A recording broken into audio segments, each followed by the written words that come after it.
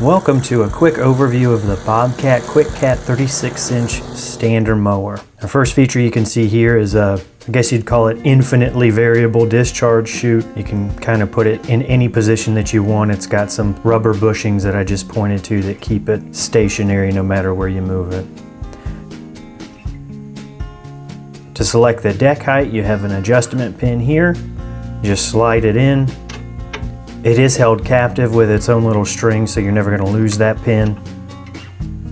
And then when you have your height, you just go ahead and pull back on the deck handle and slide it over to the right and let it down. You can just pull it right back up. It's the exact opposite. Here's another view, pulled out a little bit.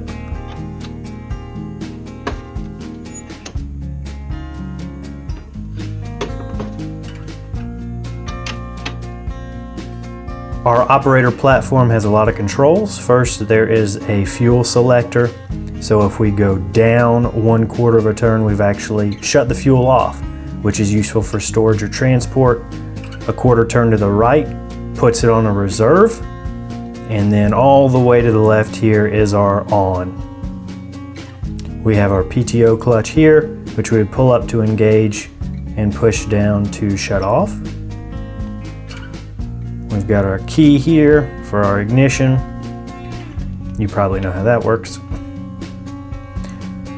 Our choke, we pull it up to engage the choke, push it down to disengage the choke. That's what we use for cold starts.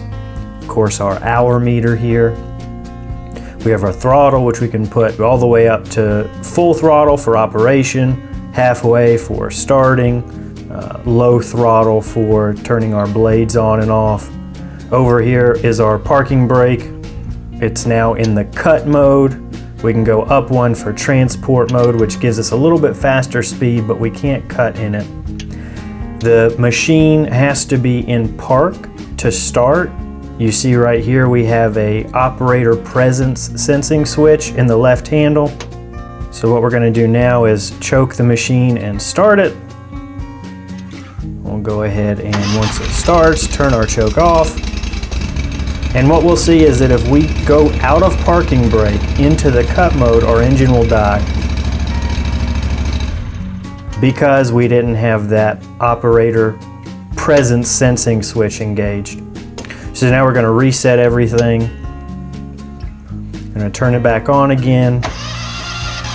And now this time we're going to go ahead and make sure that switch on the left handle is depressed. And now we'll be able to go into cut or transport mode. But if we ever release, there we go, the engine dies. So those are the kind of the safety settings on operating this. This back platform, you see I can't pull it off, but if I just lift, it slides right off. On the back side, there's actually a little tube that stores the operator's manual. And then there's also this cable here, which tethers it to the body so we know we'll never lose it. Operator platform is very easy to drop down with your foot as well as push up with your foot. I think Bob-Cat did a great job making that lever easy to catch with your feet. You can see these little brass rods down here are our bypass valves or bypass linkages, whatever you want to call them. If you ever need to push the mower, that's how you do that. Here's a close-up of our hydraulic fluid reservoir, which you can see is actually a little low. I'm going to have to take it back to the dealer and get them to top it off. It should be full up to that storage bottle when it's cold. Some shots of the wiring. A lot of wiring in this machine. Here is our gas can for, I believe, 5-gallon tank. We have our battery compartment here, which has a little flip-up lid.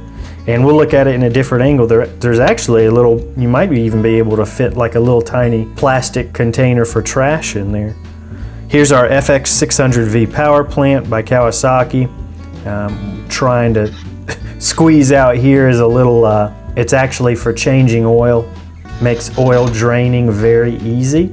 It's a flexible tube and it just clips onto the side of the engine when it's not being used.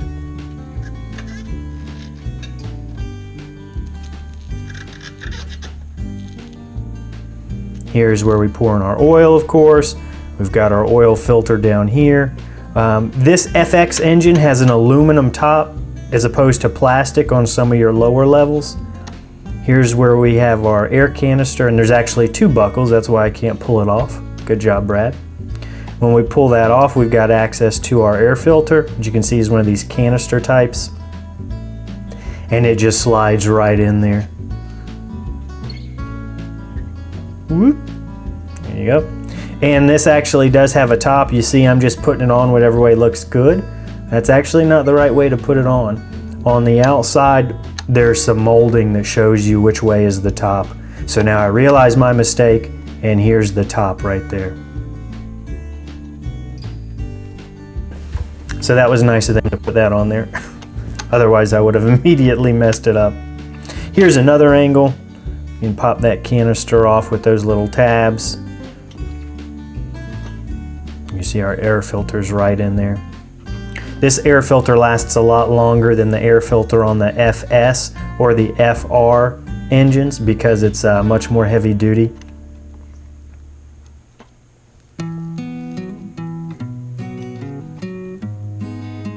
And again, you can see the top imprinted right there.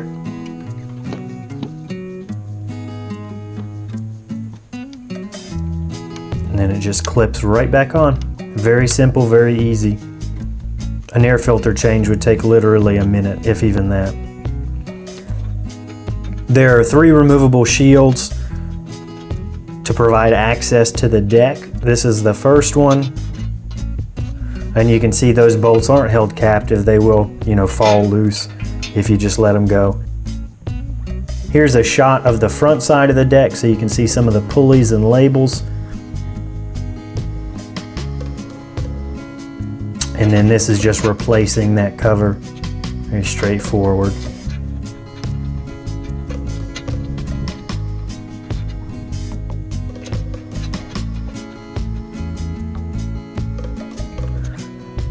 The left and right hand deck have these style guards in place. They're pretty much identical, so you'll only see me taking off the left hand one. It is difficult to get off unless you drop the deck. Once you drop the deck, you should have enough room to go ahead and pull this guard out. So this is a shot of the left hand side of the deck. You can see that black pivot arm there is greasable. Here you can see the clutch, which would power this entire deck. And just another view of the pulleys attached to the deck.